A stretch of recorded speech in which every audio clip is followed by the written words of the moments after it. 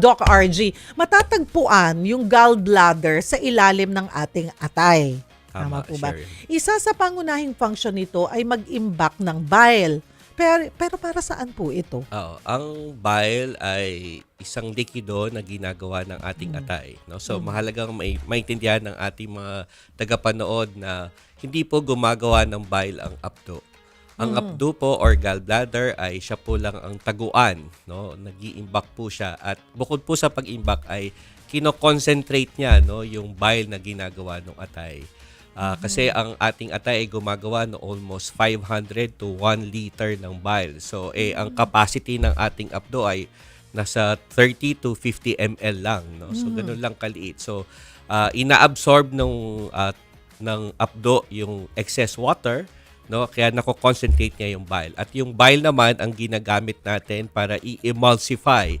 No, ano ba yung emulsification? So, ang malaking ang halimbawa ito, Cheryl, yung kapag naglagay ka ng droplet ng mantika sa tubig, 'di ba? So, ginagawa niyang ganon yung mga taba na kinakain natin kasi mahirap talaga i-digest yung fats, no?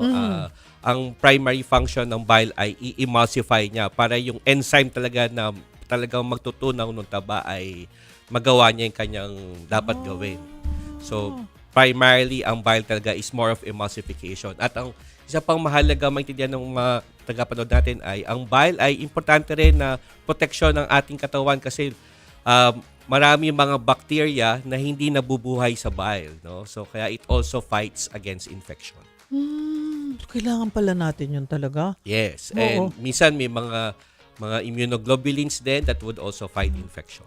At Kaya kailangan... mahalaga talaga siya. So, kung ang bile ay walang maayos na paglalagyan ng yung ating gallstone, yung ating gallbladder, yung ating apdo, hindi tayo magkakaroon ng sabi nyo nga yung pang-emulsify. Yes. Ganun po ba? Actually, kung tatanggalin mo yung gallbladder, 'di ba? Kasi nga Apdo. kung pwede tayo mabuhay na walang gallbladder kasi nga pag tinanggal mo yung gallbladder, mawawala ka lang ng taguan, no? But the bile itself will be produced by the liver. So yung atay pa rin yung gagawa. So kaya pwede pa rin tayong mabuhay na walang gallbladder. Yung nga lang, imbis na dati tinatago siya doon sa loob ng apdo, ngayon it will just go down Diretso, diretso wala sa tayong small imbakan. intestine. Oo. Parang kumbaga support, kumbaga pagkailangan meron. Yes. Ayun. Kasi ang liver ay 24 hours yan, Oo. gumagawa yan ng bile. Whether kumakain ka o hindi, it will continuously produce bile. Oh. So, kaya ano siya, hindi ka naman mawalan ng panunaw. Yun nga lang, yung concentration niya. Yes. No, medyo, syempre, less potent siya o mas mahina no, yung panunaw, kumbaga. Kung wala tayong gallbladder. abdo, wala tayong Yes, gallbladder. yes. Bakit, Doc RG, gaano ba kahalaga na natutunaw? Sabi mo nga, ito yung pantunaw ng taba natin. So, remember, tandaan po natin ng ating katawan ay kailangan po ng taba din. No? Kasi nga po, yung pinaka-cellular matrix natin, no? Yung pinaka-cell membrane ng bawat katawan natin ay primarily meron din siyang lipids o taba. No, kaya nga po ang fat is part of a macronutrient, no. So at least 20 to 30% of our diet o yung ating kinakain ay dapat may porsyento pa rin may taba. So hindi naman porket taba masama agad, no. There are tinatawag natin mga good fats, no, or lipids, no. So these lipids for example, hindi natin ma-absorb yung vitamin A, vitamin D, vitamin E, vitamin K kung wala tayong taba, no. So kaya these vitamins needs fats to be able to be absorbed and transported, no? Makuha natin yung mga benepisyo nito, no? Pangalawa, may mga hormones tayo like yung mga sex hormones natin, no? Yung estrogen, progesterone that are needed for females, and then for males yung testosterone. So, hindi ka makakagawa ng ganitong mga hormones kung wala kang cholesterol. And then number 3, yung ating mga stress hormones, no? Like yung mga cortisol that would actually help us, for example, under stress, no, to be able to adapt from stress, no, you need these kinds of or need these hormones to be able to adapt. Otherwise, parang fly ka mahina, no, parang wala kang energy. So Ayaw din naman natin ng walang taba pala sa katawan. yes, so Oo. wag yung misconception na lahat ng taba ay masama. So hindi gano'n, no. So talagang fats are also essential components of our body. So primarily to maintain our tissues as well kasi nga yung cell membrane there are also parts na may mga taba doon. So, we need to replace that, no? Para mabuhay yung ating mga cells. But at the same time, yun nga, ang purpose ng ating bile ay tumulong din naman na tumunaw ng taba. Hindi lahat tutunawin, pero Yes, mahalaga ang bile. Yes, it Hindi really pwedeng help wala. emulsify. Sabi ko nga sa inyo, mahirap tunawin yung taba, di ba? If you try to eat it, di ba, parang buo-buo siya, tipak-tipak siya. But para ma-form siya into droplets, just like ang ating halimbawa kanina, na nagpataka ng mantika sa tubig, no? Na mas maliliit siyang fat globules. Yeah. So, yun talaga ang main function ng bile. Kasi may separate tayong enzyme to really digest it. No? So, sa pancreas naman yung ginagawa o sa lapay.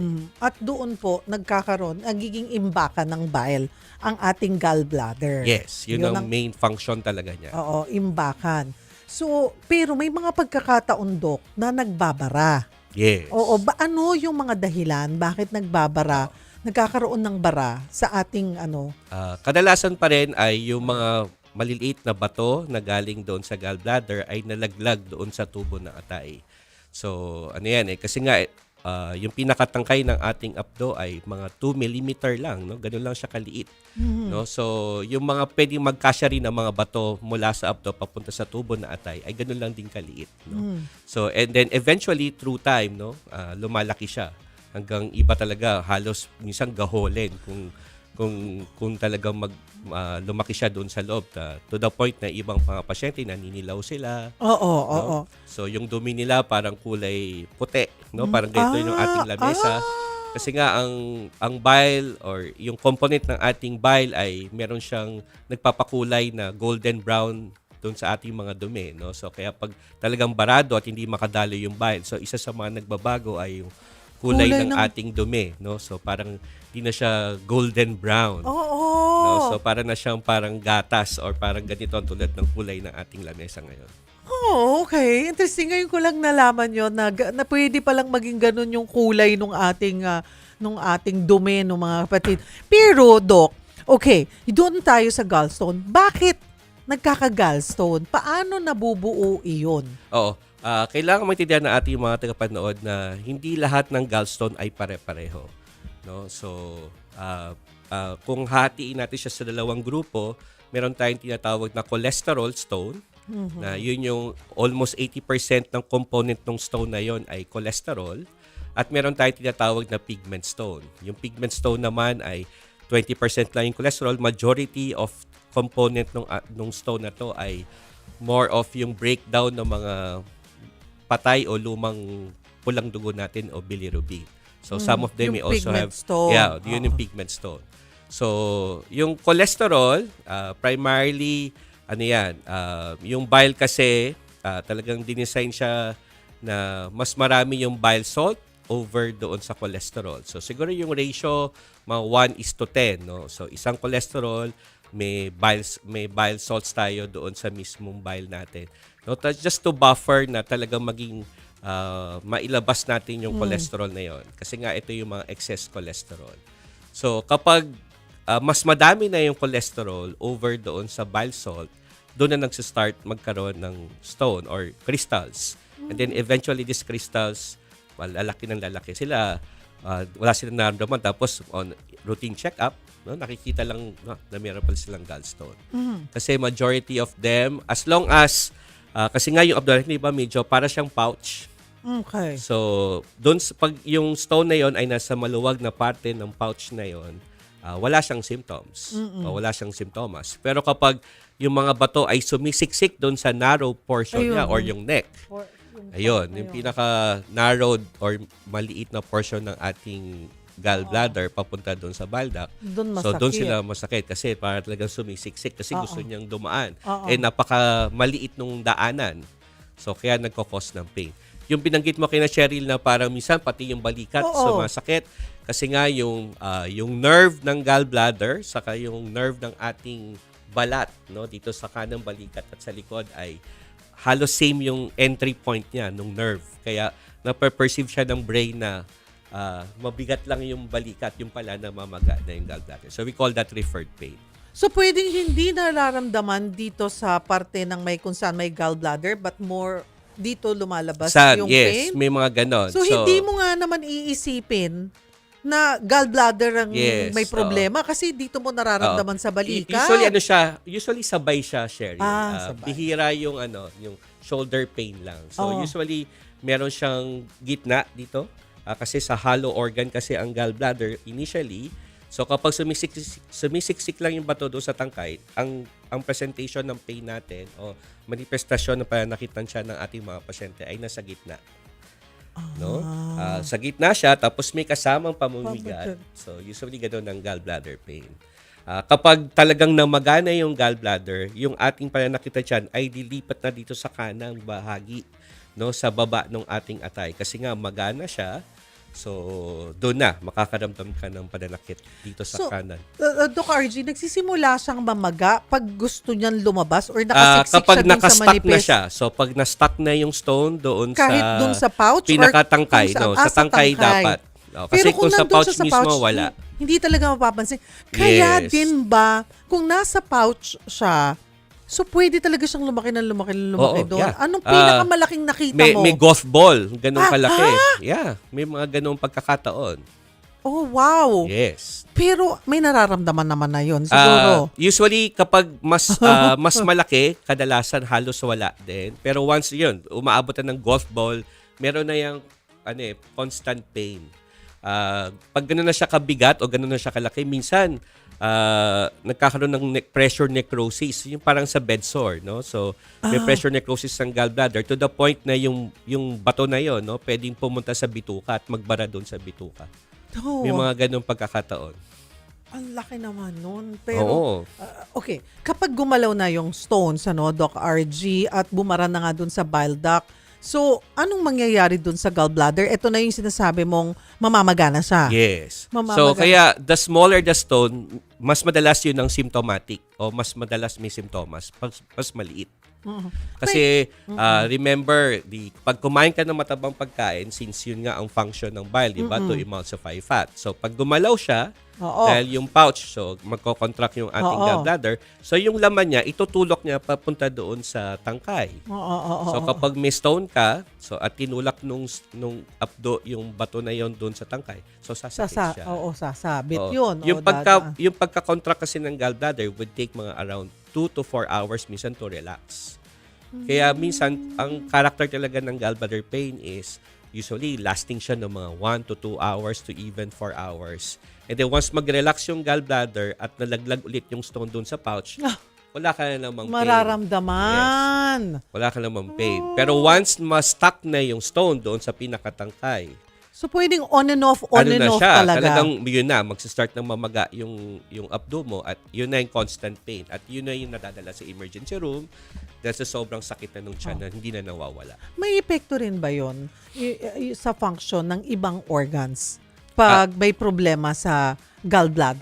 Primarily kapag talagang constant na nagkakaroon ng infection, nagbabara yung bile duct, so talaga ang isa pwedeng madamage talaga ay liver.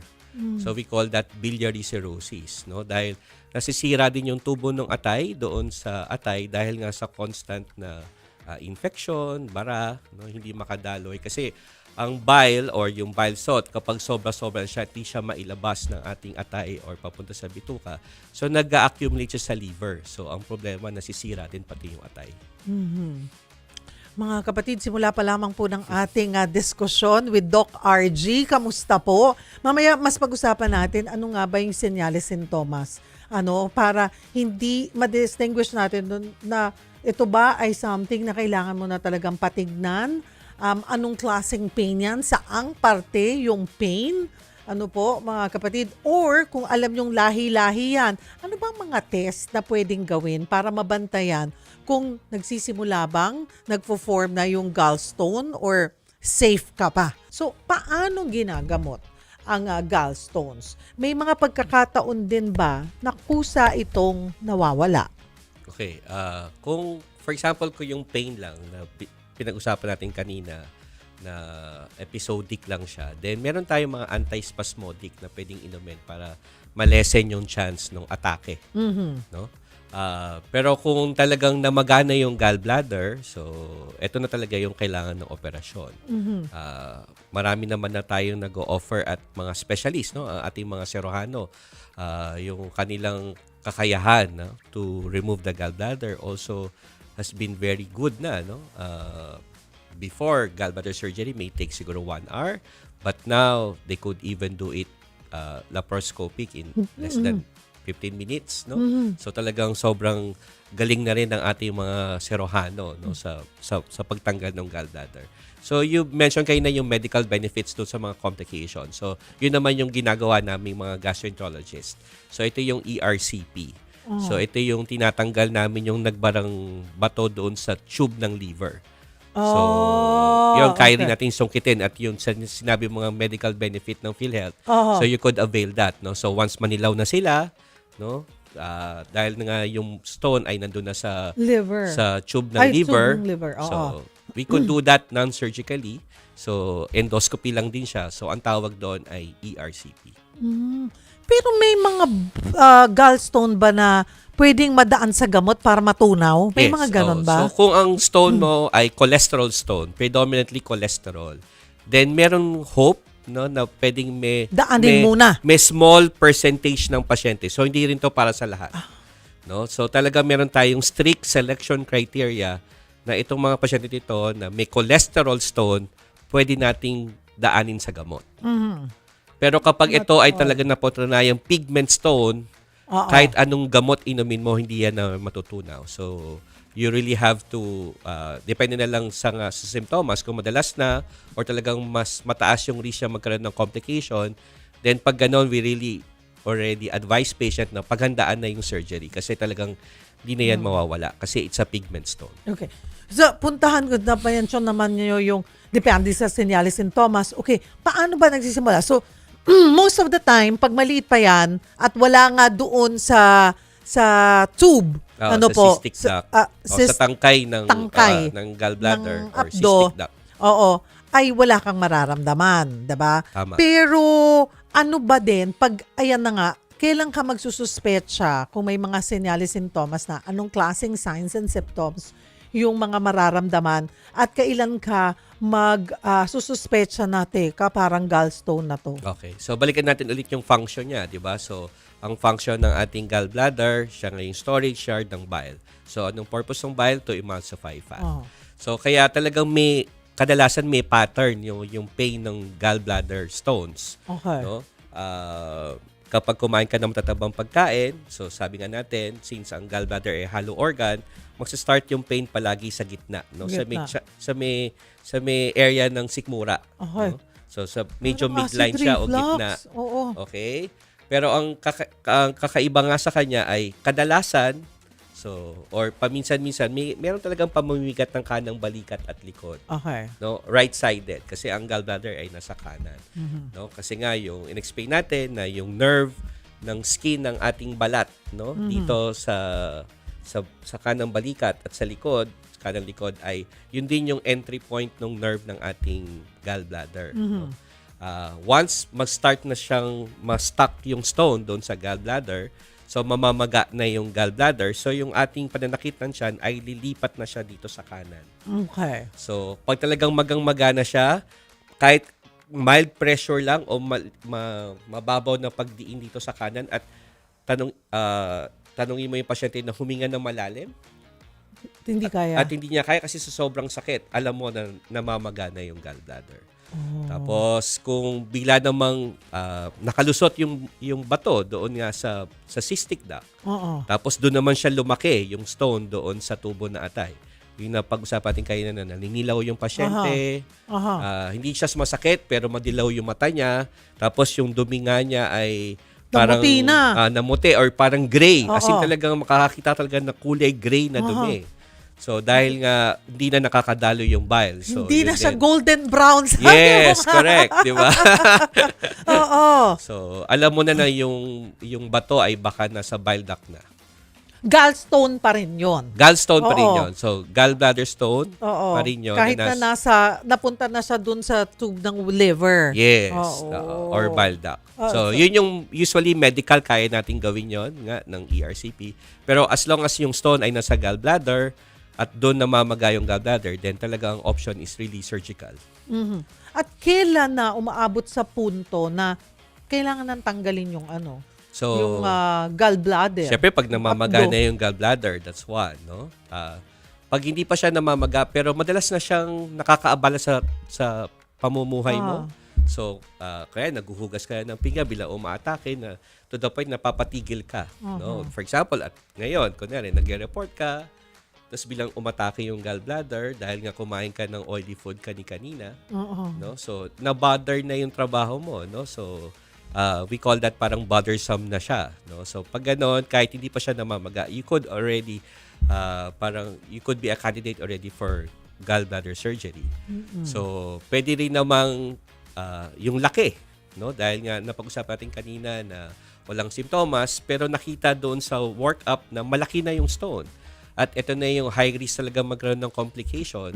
So, pwede na rin siyang i-advise for surgery. At yun nga, pwedeng tanggalin, Yes. Tatanggalin na talaga yung buong gallbladder mo o yung abdo. Oo, hindi lang yung stone. Kasi Oo. yun ang laging question sa clinic, no?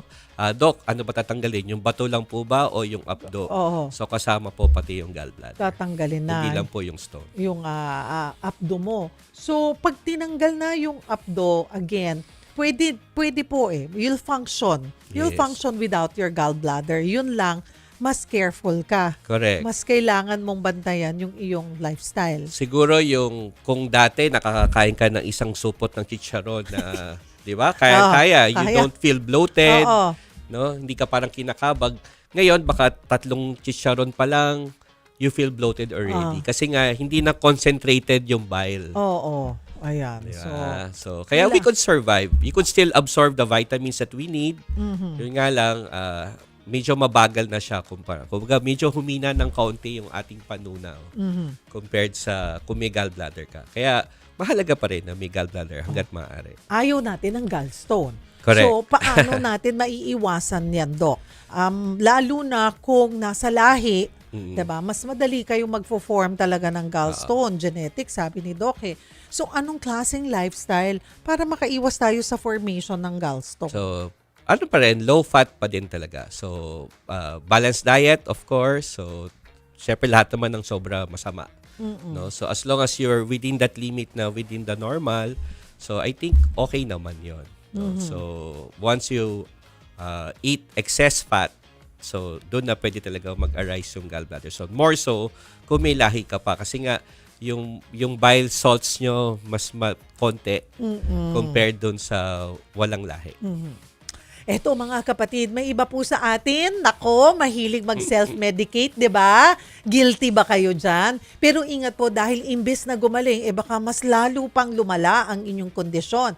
Pagdating sa kalusugan, sa doktor tayo dapat nakikinig. Ito na ang ating segment na, Totoo ba, Dok? Totoo ba, Doc RG, yung may mabigat na timbang lang ang magkakaroon ng gallstones? So, hindi, Cheryl. So, kahit payat ka, no, lalo na kung may lahi nga na more of ang problema ay mababa yung bile salt or yung bile acids, so, pwede ka pa rin magkaroon ng gallstone. So, but higher risk lang kapag, syempre, pag medyo on the heavy side like me, may diabetes. So, yan, mga risk factors talaga to develop gallstone. Yun naman, ang reason niya is sobrang daming cholesterol. Eto naman, totoo ba, Doc RG, hindi na bumabalik ang gallstones pag natanggal na? Okay. So, kung natanggal na yung gallbladder nyo, pwede ka pa rin ba magkaroon ng gallstone within the bile duct? The answer is yes. No? So, pwede pa rin po. No? In the same light na, for example, tinunaw natin yung gallstone mo because of cholesterol siya. No, pwede pa rin siyang bumalik. The answer is yes. So, kaya talaga yan, once you parang start treatment, no, you really have to do monitoring. Kasi it could recur.